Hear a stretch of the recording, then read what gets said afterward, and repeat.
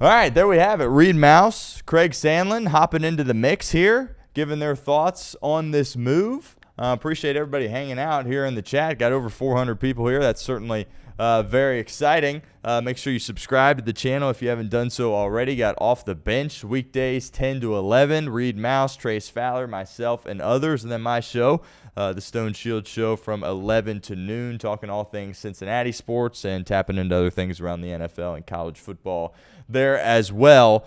But yeah, overall, we talked obviously to Craig and Reed, and there's lots of reason to be optimistic, and something that I've said several times already on this stream. There's no reason to get the champagne bottles out, start celebrating, right? It's not all back on, right? We don't need to sit here and overreact. I'm not trying to say that, but the Bengals were in a spot where they needed to make a move. Right? They had to show to their locker room that they were going to try to improve at that quarterback position, because there's guys on this team that are winning players and are capable of being winning players. Are there holes all over this roster? Yes. All right. Are there guys on defense? I know the defense has been all right this year, but are there guys on defense that are young guys that you have a ton of belief in that can really, take that next step, get that second contract with this team? Not really, right? But there are guys at the skill positions. What they have in Jamar Chase and T. Higgins. You look across the league, man, no other teams really have that. And the fact that they've just been a laughingstock on offense with those guys is flat out unacceptable. So they had to make a move. Jameis Winston was the guy that, I'm sure a lot of people that watch the Bengals and, talk about this kind of stuff, they wanted Jameis Winston, and that's fine.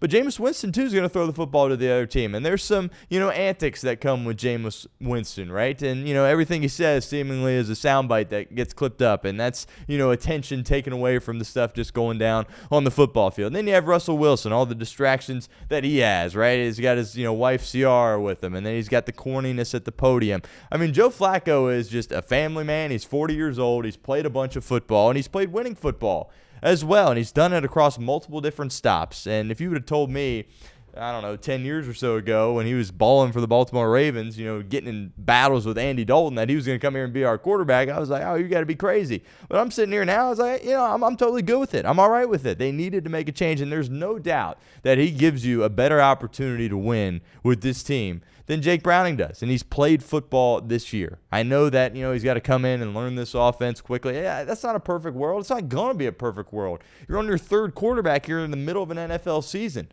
Going into week 6, it's not going to be all sunshine and rainbows. There's going to be turmoil. It's going to be weird. It's going to be tough to overcome. It's going to be difficult. And, that's the kind of situation that the Bengals are in right now. And considering that, the fact they're on their third quarterback and it's Joe Flacco, I'll take it. Right? If teams in the NFL are on their third quarterback, right? This isn't Cardale Jones at Ohio State. If you're on your third quarterback in the NFL, you're in deep trouble. Well, the Bengals are 2-3 and they have Joe Flacco. Is he the savior? Not going to say that, but can he keep this team afloat better than Jake Browning? I think he certainly can. And they had to make this move because it was just so bad for Jake Browning. And I hope they let him be the backup to Joe Flacco. I really do. And maybe they've announced this already. I don't know. But he should be the backup to Joe Flacco. And if something happens to Flacco, you put Browning back in there, right? Because we sat and talked on my show and on Off the Bench as well. Was Rippon going to give you anything more than Jake Browning? No. If you were going to get an answer at that quarterback position, it had to come from outside the building. And they did it. And credit to the organization for doing it. Because I'm going to be honest with you, I'm surprised. Because we all sit here and we talk trades, and it's fun to talk about, and we speculate, this, that, and the other.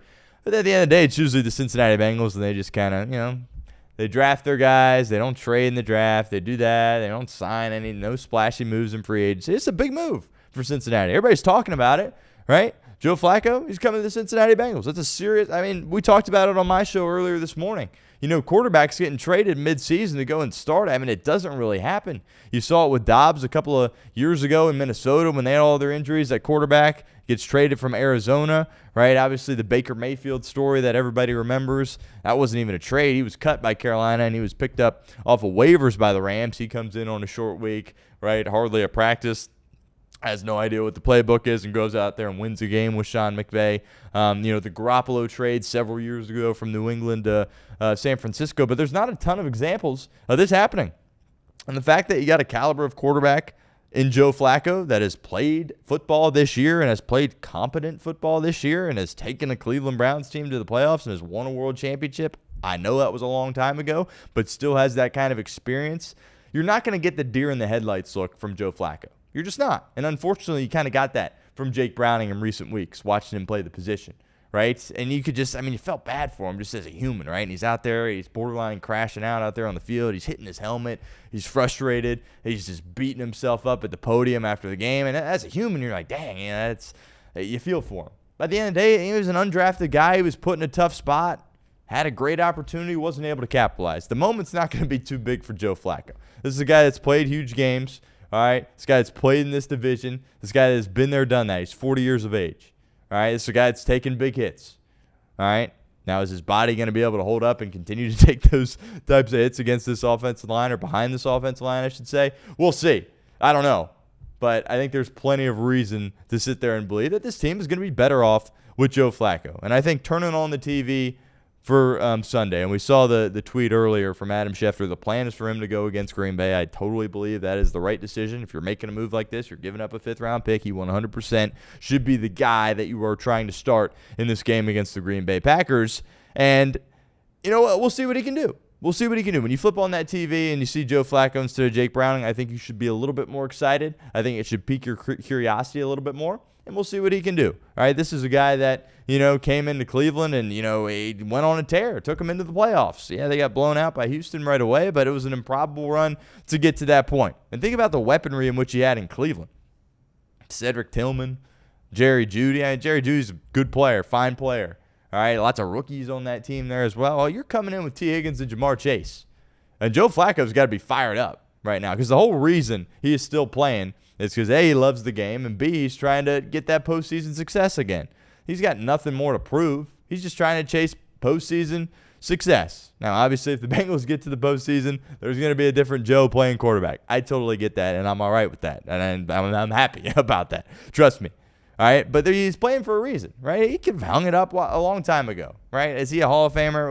We can get into that discussion later. Probably not, right? Super Bowl MVP, Super Bowl champion, probably not a Hall of Famer, all right?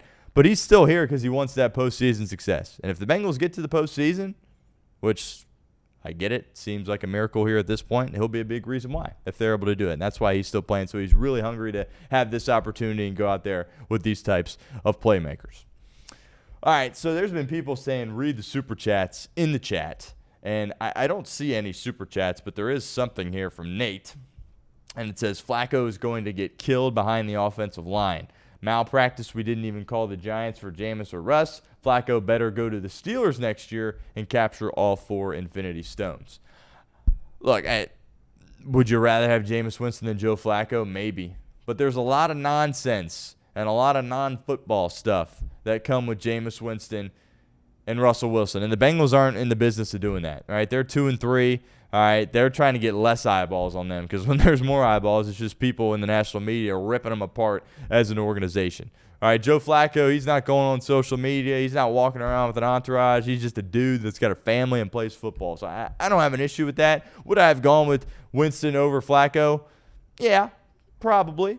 All right, I get that. Fine. But Joe Flacco, I do know, has a big arm, right? And he can get the football down the field, and that excites me, right? And he's been there, and he's done that, and he's won in this division, right? People don't, you've played a different side, you're a journeyman, you've played all these spots. He's played in Cleveland, he's played in Baltimore. He knows what this division is like. And despite the fact that the Ravens are totally different and don't have a defense, and the Browns obviously still stink, and the Steelers, who knows what they've got going on, I think it means a lot, because it's still, at the end of the day, AFC North football, and he's been a part of it. And like I said, I think the biggest thing is that he's not going to shy away from the lights. The lights aren't going to be too bright. He's going to go out there. He's going to do his thing. He's going to be tough. He's going to be a good leader for you. He's going to be mature. He's going to say the right things. He's going to try to get the ball to his playmakers, and he has the ability to push the football down the football field. And I certainly think that is exciting.